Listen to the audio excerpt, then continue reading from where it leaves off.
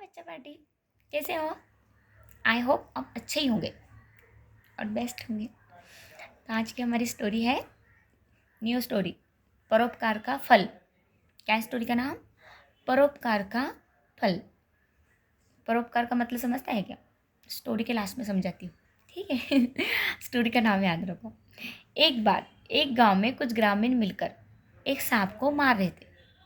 एक बार एक गांव में क्या हुआ, कुछ ग्रामीण लोग यानी विलेज के लोग, गांव के लोग मिलकर एक सांप को मार रहे थे। तभी उसी रास्ते में से संत एकनाथ का निकलना हुआ। संत एकनाथ पता है ना आपको? हाँ, तो संत एकनाथ का निकलना हुआ। भीड़ को देख संत एकनाथ भी वहाँ आ पहुँचे। भीड़ को देख के संत एकनाथ भी वहाँ आ पहुँचे। बोले, भाइयों, इस प्राणी को क्यों मार रहे हो? अब संत एकनाथ जी ने कहा, भाइयों, आप इस प्राणी को क्यों मार रहे हैं? उस सांप को मार रहे थे ना। तो संत एकनाथ जी ने कहा कि आप इसे क्यों मार रहे हो? कर्मवश सांप होने से क्या वो भी तो एक आत्मा है? आप वो एक सांप है इसलिए आप उसे मार रहे हो, पर वो कर्म के कारण ही तो वो एक सांप बना है। तो वो कर्मवश वो एक आत्मा ही है ना फिर। तो इस कारण आप उसे मार नहीं सकते। आप एक सांप हो इसलिए मार रहे हो, ऐसा संत एकनाथ ने उन लोगों को समझाया। तभी भीड़ में खड़े एक युवक ने कहा, आत्मा है तो फिर काटता क्यों है? तो भी एक भीड़ में से एक व्यक्ति ने कहा, आत्मा है तो काटता क्यों है? तब संत एकनाथ जी ने कहा, व्यक्ति की बात सुनकर संत एकनाथ ने कहा, तुम लोग सांप को बेवजह मारोगे तो वो भी तो तुम्हें काटेंगे ना। संत एकनाथ जी ने कहा, अगर तुम बेवजह सांप को मारोगे तो वो भी तुम्हें काटेगा, वो भी उछल कर तुम्हारे ऊपर आएगा और काटेगा। अगर तुम किसी को कुछ चोट नहीं पहुंचाएंगे, हानि नहीं पहुंचाएंगे, तो वो तुम्हें तकलीफ देंगे क्या? नहीं देगा, है ना। तो संत एकनाथ जी उन्हें वही समझा रहे थे, अगर तुम उसे मारोगे तो वो भी तुम्हें काटेगा। व्यक्ति की बात सुनकर संत एकनाथ ने कहा, तुम लोग सांप को बेवजह मारोगे तो वो भी तुम्हें काटेगा ही, अगर तुम सांप को नहीं मारोगे तो वो भी तुम्हें क्यों काटेगा? संत एकनाथ जी ने, अगर तुम सांप को नहीं मारोगे तो वो भी तुम्हें क्यों काटेगा? ग्रामीण संत एकनाथ का काफ़ी आदर सम्मान करते थे। जो वहाँ के जो ग्रामीण लोग थे खेड़े के, वो संत एकनाथ जी का बहुत आदर करते थे। उनका आदर तो सभी करते हैं, हम भी करते हैं ना।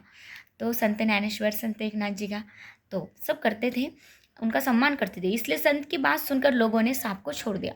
अब संत एकनाथ जी की बात सुनकर उन्होंने उन्हें समझाया, तो उनकी बात सुनकर उन्होंने सांप को छोड़ दिया।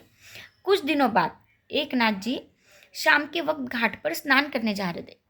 कुछ दिनों बाद वो बात को समय बीत गया था, जो उनको वहाँ के खेड़े के लोग मार रहे थे। उस समय, उस वक्त के बाद कुछ दिनों बाद कुछ लोग संत एकनाथ शाम के वक्त घाट पर स्नान करने जा रहे थे।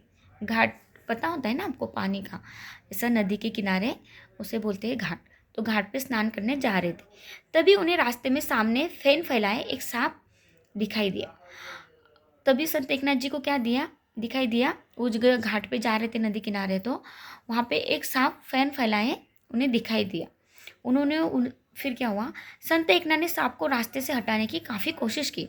संत एकनाथ जी ने वो सांप को हटाने के लिए बहुत कोशिश की, उन्हें छू छा कहा, उनको लकड़ी का थोड़ा डर बताया, हटाने की कोशिश की, पर वो सांप वहाँ से नहीं हटा। आखिर में संत एकनाथ मुड़कर उस दूसरे घाट पर स्नान करने चले गए। आखिरकार संत एकनाथ जी ने मुड़कर दूसरे घाट पर स्नान करने चले गए, पर संत एकनाथ जी ने उसे मारा क्या? नहीं मारा। उन्होंने हटाने की कोशिश की उन्हें डर बता के, पर वो नहीं गया। तो आखिरकार वो मुड़कर उसे हानि नहीं पहुंचाई और दूसरे घाट पर स्नान करने चले गए, नदी के दूसरे किनारे। उजाला होने पर लौटे तो देखा, अब संत लोग कैसे सुबह सुबह 4 बजे स्नान करने नदी किनारे जाते थे। फिर उसके बाद उन्होंने उजाला होने पर, जब वो लौट रहे थे, जैसे वो उजाला हो जाता है, जैसे 5 बज रहे थे, 5:15 6 बजे तक उजाला होता है, जब वो स्नान करके लौट रहे थे तो उन्होंने देखा बरसात के कारण वहाँ एक गड्ढा हो गया था। उन्होंने देखा जो रास्ते से वो जा रहे थे, जहाँ सांप फन फैलाए बैठा था, तो वहाँ पर एक बहुत बड़ा गड्ढा था। तो संत एकनाथ उस गड्ढे में कब के समा चुके होते। अगर सांप ने वो वहाँ पर वो फन फैलाए नहीं बैठा होता, तो संत एकनाथ कब से उस गड्ढे में समा गए होते।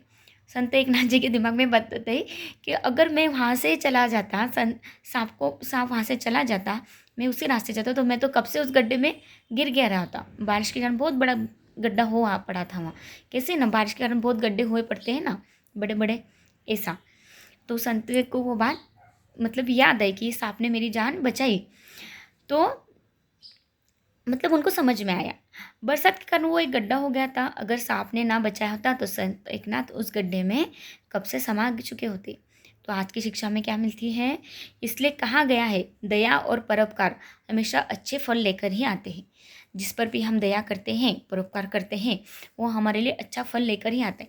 अगर आप किसी के लिए अच्छा करोगे तो वो आपके लिए अच्छा ही करेगा, किसी के लिए बुरा करोगे तो उसके मन में भी आपके लिए बुरी भावना आएंगी, है ना।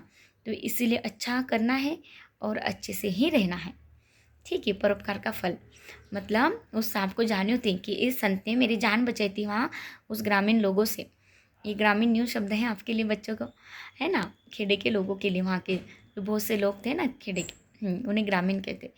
तो उन लोगों से सांप की संत एकनाथ जी ने जान बचाई थी। तो सांप को देखो, जीव जंतु को भी परोपकार की भाषा समझ में आती है। अब आप आजमा के देखो, अगर कोई अपने घर में ही मूंगी चलती है, आप उसका रास्ता बार बार अड़ाते हो तो वो भी मुड़ के चले जाती है। अगर आप उसे थोड़ा सा चोट कर दीजिएगा तो कभी न देखो, वो आपको काटती ज़रूर है। ये छोटे छोटे प्रयोग करके देखो, आपको भी समझ में आएगा कि दीदी सही कहती है। इसलिए हमेशा परोपकार करना चाहिए, उसका फल हमें अच्छा ही मिलता है हमेशा।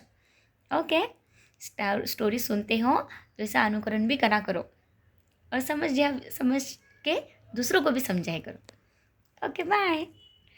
चैनल को लाइक शेयर सब्सक्राइब ज़रूर करना।